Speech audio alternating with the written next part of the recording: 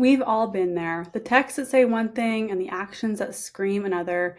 Mixed signals are so common in today's dating culture. And in this episode, I'm breaking down why people send mixed signals, why they can be so addicting, and how to spot them early so you don't waste your time. Welcome back to Dating Intentionally. I'm Talia, and I'm sharing no nonsense advice for navigating dating and relationships with confidence and ease. Whether you've been dating for a while or you're just starting out, I believe dating can be fun. And what's not so fun is mixed signals. You know the ones, right? Where they say they're going to text and they don't. Or maybe they say nothing, but their actions are showing they're really into you. No matter how mixed signals and hot and cold behavior are showing up in your love life, or honestly, any part of your life, it's confusing. And today we're going to get into the bottom of why we get hooked on them and what to do about it. I'm sure you've heard this advice. If they like you, you'll know. And if you don't, you'll feel confused. And while I absolutely agree with this basic advice, I know it's not that simple, and we'll get into why. First, we're going to get into what mixed signals are with some real life examples that listeners shared with me, why people act this way, why we get sucked into this behavior, and how to avoid the trap in the future. Because let me tell you right now, your future partner isn't going to be hot and cold with you. You deserve someone who can show up with the confidence to show they like you, and you will not be confused. Real quick, before we get started, I just want to remind you that you can find all my episodes and more on YouTube. The link is in the show notes below, and you can also connect with me anytime on Instagram at dating.intentionally. And I just want to say thank you to everyone who's reached out, sent me a message. I read them all, and I want to say I'm more likely to respond to your questions if they're on the shorter side. But again, I just love hearing from you. Thank you so much for reaching out. So I have 3 real life examples of mixed signals here. Let's go through them, and after each one, I'll point out which mixed signals are present. Here we go.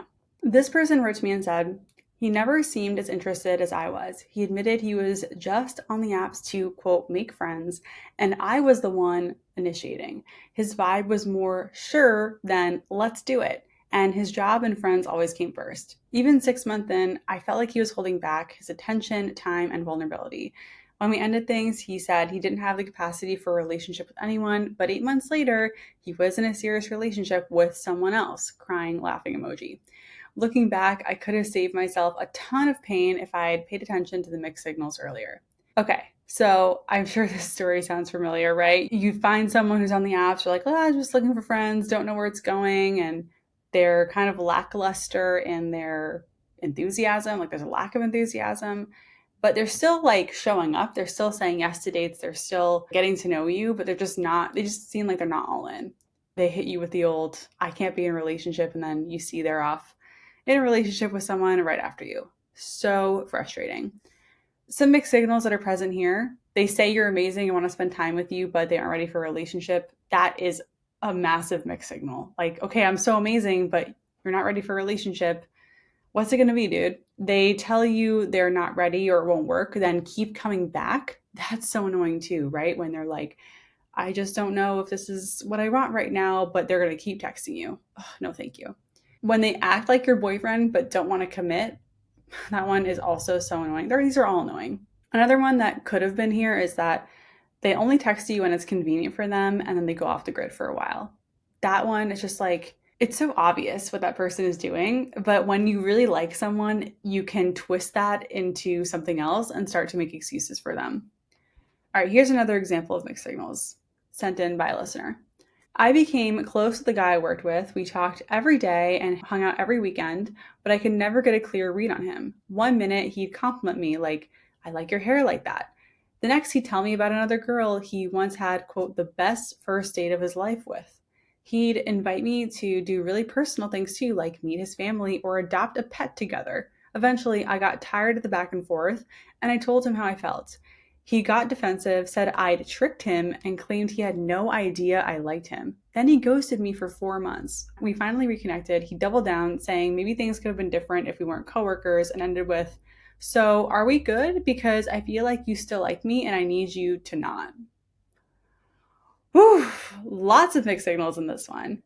This one's annoying because clearly when there's a connection or chemistry and then you're going to do things like adopting a pet and meeting family, there is maybe a pretense of a romantic connection, but if no one's like saying it, it can be really messy and confusing. Someone claiming that you tricked them because they had no idea you liked them is just crazy to me. I don't know how they even get to that. So, some other mixed signals that kind of relate to this story: when they say they want to be friends, but then try to make a move or develop a romantic connection with you, major mixed signal, major. Like, friends don't kiss, right? And I mean, you might argue, okay, maybe you have like one kiss with your friend one time, but like, friends don't do lovey dovey things together. That's like when you're more than friends. If they're blurring a line, that is a mixed signal. Breadcrumbing is another kind of mixed signal we kind of see here, and that's when someone is giving you just enough to make you think you're interested, but they're kind of stringing you along and they're never really giving you a full green light that they're interested, or they're not really moving forward. Another mixed signal we see here is zombieing. Okay, that's when someone ghosts you and come back. They're a zombie, they're back from the dead. And we saw that here. Definitely a mixed signal. And I get it with ghosting, sometimes there isn't always a we are closing the door on this moment, which is another reason why ghosting is so frustrating. But yeah, like if someone comes back after they've disappeared, that is zombieing and it's a mixed signal, and we will not allow that. Another one that isn't present here but is related is called orbiting. So this is when someone calls it off with you or ghosts you, but they're still following you on social media, liking your stories. They're interacting with you in other ways that is kind of indirect, if that makes sense, like on social media. Very frustrating. Definitely a mixed signal.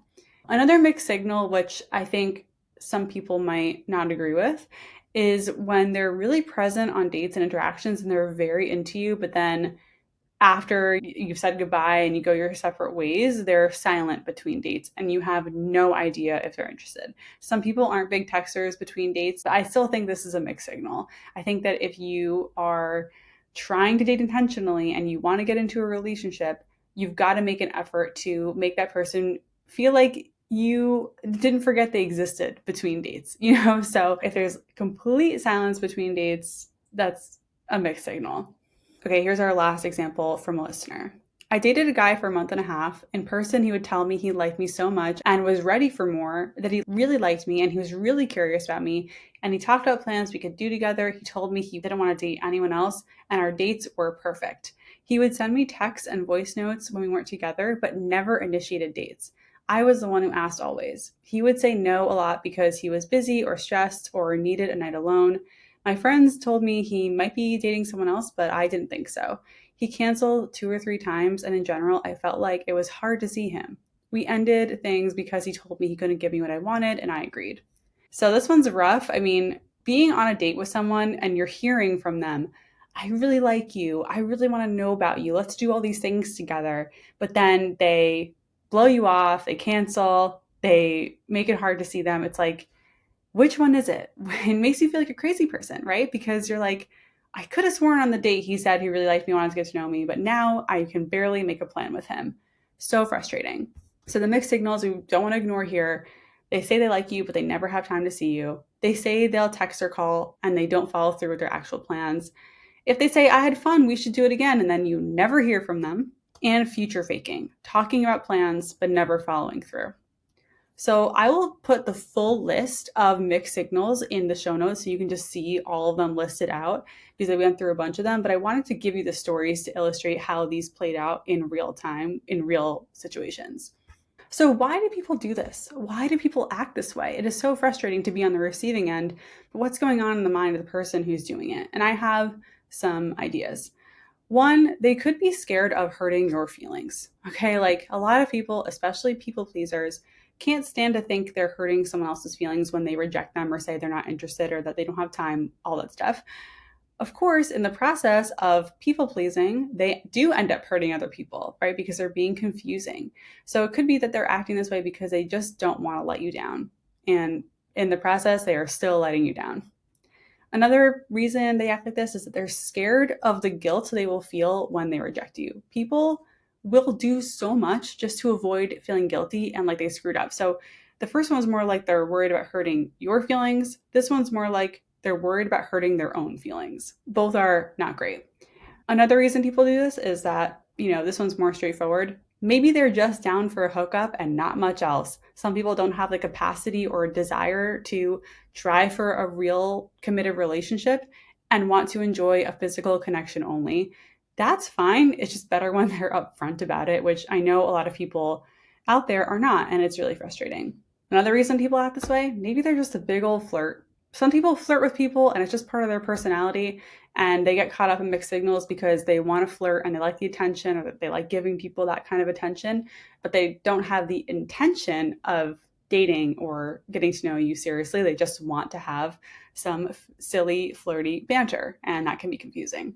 And finally, another reason people do this is they're just not emotionally available. Some people are just terrified of intimacy. They like the idea of being a partner, they like the idea of being connected, but they don't actually have the ability to take that step with someone for real.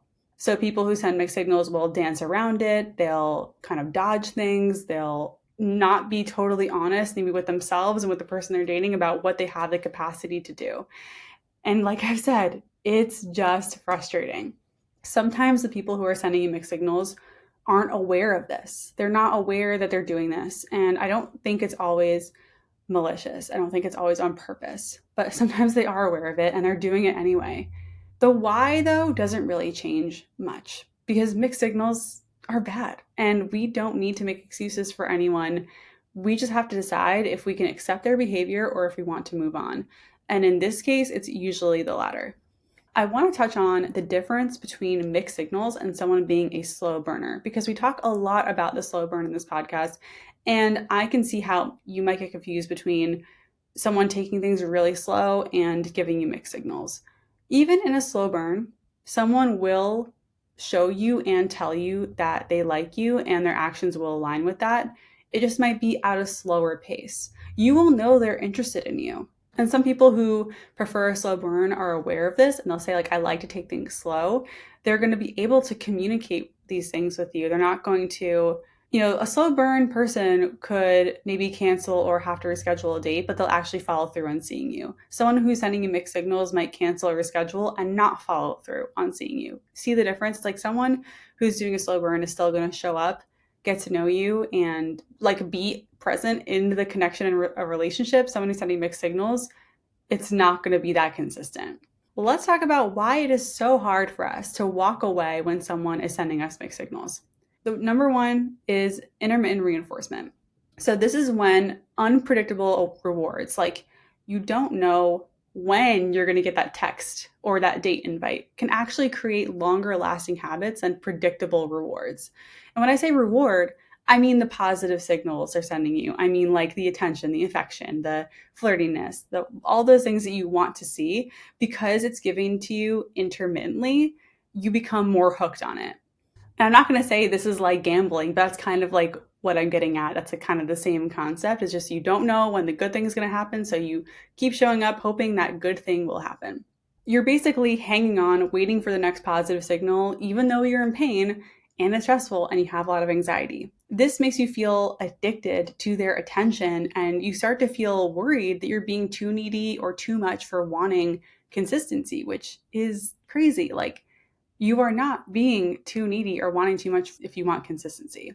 An example of this is like if someone disappears for days and then suddenly sends a thoughtful, just thinking of you type text. And that little hit of connection makes you forget the days prior of silence and convinces you to keep going.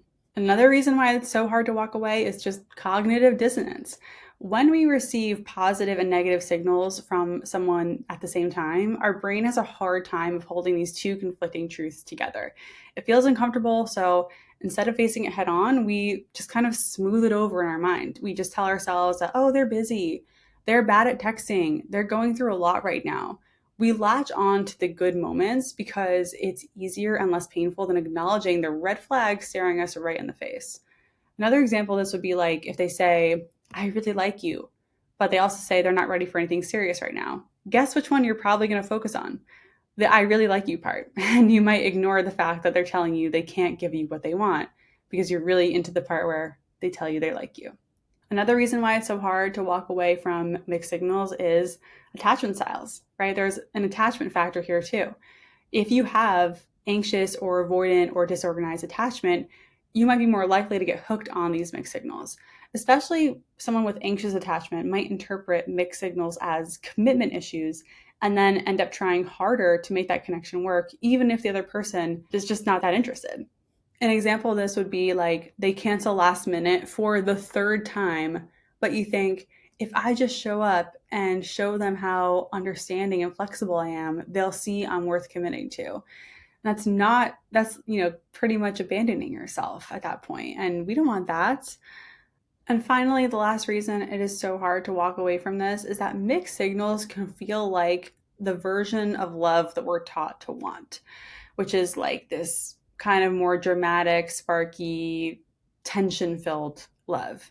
If you're someone who feels that stability and consistency is boring and uninteresting, you might be more likely to get wrapped up in confusing mixed signals from someone because that tension and uncertainty is just more exciting.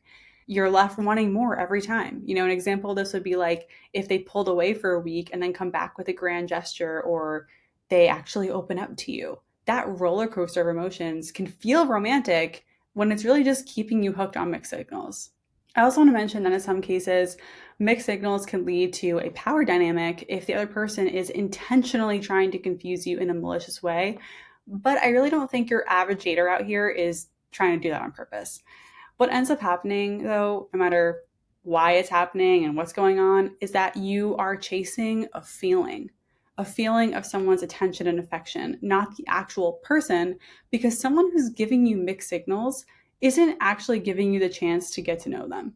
Like someone who's giving you mixed signals is probably not fully opening up. They're probably not fully emotionally available. It's making it hard for you to enter a relationship with them, right? Because you're not sure where you stand and you can't move forward. So you're really not actually getting to know them. You're not necessarily into who they are. You are hooked on that intermittent reward system that when am I going to get their text? When am I going to get that? They told me they liked me last time. Are they going to tell me again? That kind of thing. So how do we get out of the mixed signal trap? Now that you know mixed signals can be a little addicting, let's talk about how to get the hell out of this trap and avoid it for good. The first step is recognizing what they're doing without making excuses for them. Even if they do have some legit reasons why it's hard to make plans with them, like they have kids or they're taking care of a sick relative in the thick of studying or something at work, because one, if they really liked you, and two, if they were on your level, and three, if they're emotionally available, they would be able to tell you exactly what's going on and what to expect so that you're not kept guessing. And you can also, if they're not, like you can request that and they wouldn't be spooked by that. Even someone with kids or something they have to take care of should be able to tell you when you can expect to hear from them or see them. And if that is too hard for them, they're not worth it. I want you to consider how they're making you feel and if you like feeling that way. Okay, other tips here. When you zoom out and recognize what they're doing, you have some decisions to make of how you want to handle it. Don't throw it back at them. Don't be passive aggressive and play into their mixed signals and games. Don't wait for their behavior to change either. We need to make decisions based on someone's most recent behavior and the new information we have, not just how they acted the first week you got to know them and things were all really like up high and the energy was very lovey-dovey. Like that's great, but if things change, you need to make decisions based on what's happening now. You might want to strongly consider moving on. Like I said up top, you deserve to be with someone who is all in on you and has the capacity to show that, even if they're scared, right? It's okay if it's scary to be vulnerable and share our feelings, but you deserve to be with someone who can handle that fear, because that's what it takes to get into a relationship sometimes. And lastly, I just want to say, don't take their behavior personally. That person would likely give mixed signals and act that way to anyone they're dating right now. It's not because of you. You're not the cause of their behavior here. You're not the cause of their mixed signals, especially if you're someone who is working on showing up honestly and communicating directly. Like, you're not in the wrong. So what can we say to someone who is sending us mixed signals? So one of my favorite tips for this is from Erica Eden, who is at a little nudge on Instagram. She has a great formula for this, and that is sending them a text that starts with, I can't tell if. This could be in text or in person. You could be like, I can't tell if you're still interested. I can't tell if you still want to meet up. That's an honest way of being like, I don't really get what's going on here. Can you please shed some light on this? Another thing you can do is tell them exactly what you're looking for. This puts them in a position to respond one way or the other. Either they are looking for that too and they want that too and they can do that, or not. And finally, you can set a boundary. You can say, like, you're only willing to continue moving forward if you have clarity on your connection. That is so reasonable. That is so reasonable in response to someone who is giving you mixed signals, telling you one thing, doing another, not following through, and whatever else is going on. I'm going to say this over and over. You deserve someone who can show up for you fully right now, who can show they like you very clearly. I also want to touch on this. How do you make sure that you are not sending mixed signals? Because if you're listening to this and you're dating intentionally, we don't want you to be sending mixed signals to anyone. This is what dating intentionally is all about. Know what you want and make sure your actions and words align with that. That's how you avoid sending mixed signals.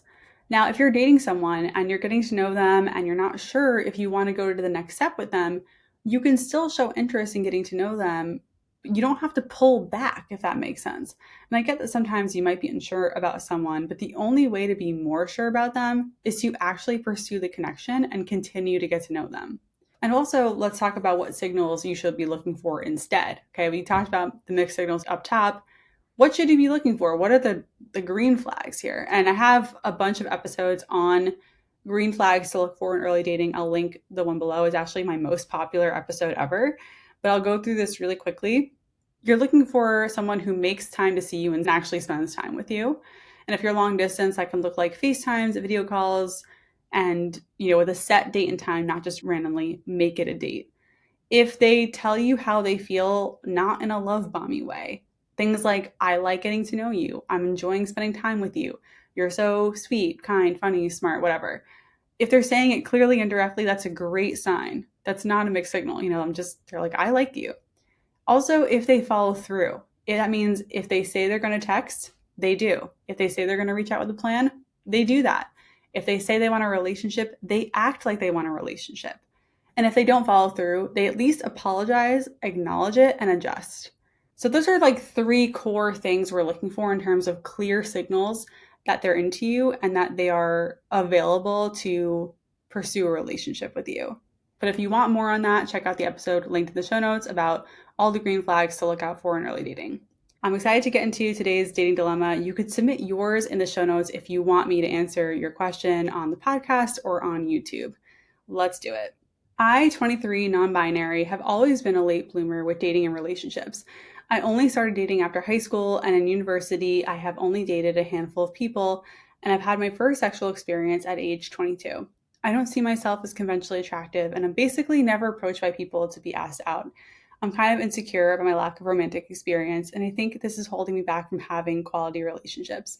Of the 3 people I've had some sort of ongoing dating relationship with, none of them have lasted longer than 3 months. Most recently, I was seeing someone who was constantly late to our plans and ultimately ghosted me, but I kept dating them because I liked the physical attention they gave me. All these people I've met through the apps. My question is, how do I move beyond this insecurity about being relatively inexperienced and meet people with whom I can actually have meaningful, serious relationships? Thank you so much for your question. I really need you to hear this, and I hope that you're listening if you wrote this in. You have experience. You have relationship experience. We need to stop discounting our short-term relationships. So what if each thing only lasted 3 months?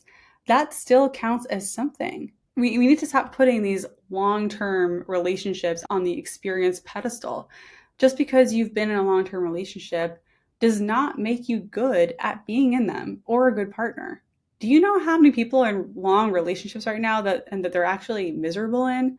I don't like that's a thing, but I know they exist. And I can think of people personally who I know who are married for decades, but still have no idea how to actually have a legit, safe, secure, happy, close relationship.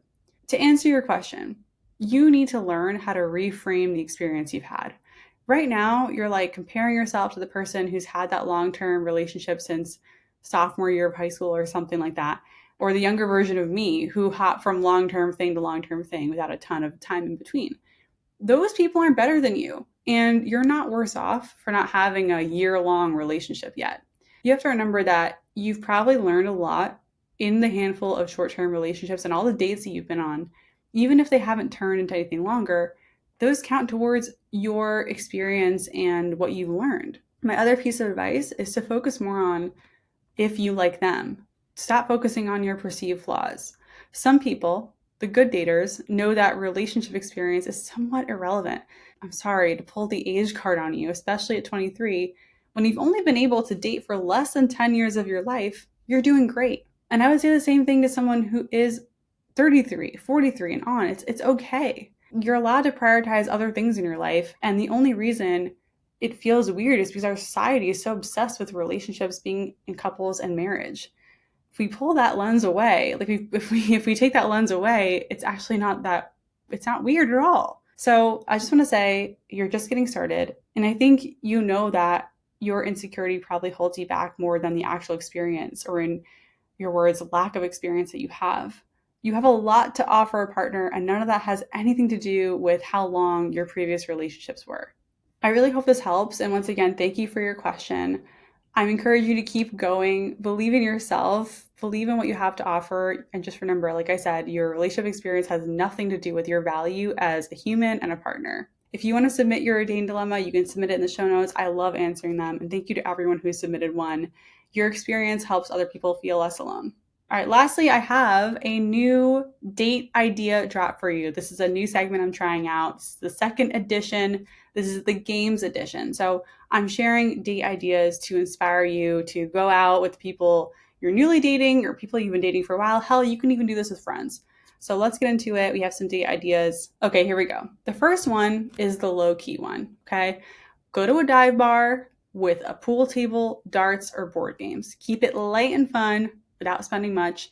Personally, I had one of my favorite dates at this type of place. It's now called Cellar Dog in New York City. It was formerly Fat Cat, and they have pool, live jazz, and games. Such a fun spot, but this could be a great first date. So any bar with a mix of pool, drinks, games is going to be so fun for a first date or your 100th date, whatever. Okay, second level here, mid-range. This is one step up. Find a retro arcade or a bowling alley and make a night of it. I think bowling is such a fun date idea. It can be really cozy. You can get a few drinks, share some french fries, have a little competition. This could be a fun first date, but probably better after date 3. And if you want to get a little fancier with it, here's level 3. Book a night at an immersive game experience like an escape room, VR lounge, or even like a themed interactive show. This could be really high energy and very unique and memorable. Personally, I love an escape room date, but again, save this for after date 3. Okay, bonus fourth idea. If you don't want to do any of these things, you want to keep it even more low key. I love this date idea. You can take your date to a board game store, pick out one together, and then take it home and learn how to play at home. This is perfect when the weather isn't great, or if you're just feeling really low key, if you have like a long afternoon with no plans. This can be such a fun way to learn a new game. It could be a co-op game where you're playing on the same team, or you're playing against each other. Super fun, low key, very cozy. All right, I hope you enjoyed that. Thank you for tuning in for our date idea drop and for this whole episode. Thanks for listening. Thanks for trusting me. Don't forget, you are doing great. And if you know someone who is navigating dating and could use a confidence boost or a fresh perspective, share this episode with them. And if this podcast has helped you, a 5-star review on Apple or Spotify goes a long way for me. Once again, I'm Talia. This has been Dating Intentionally, and I'll see you next time.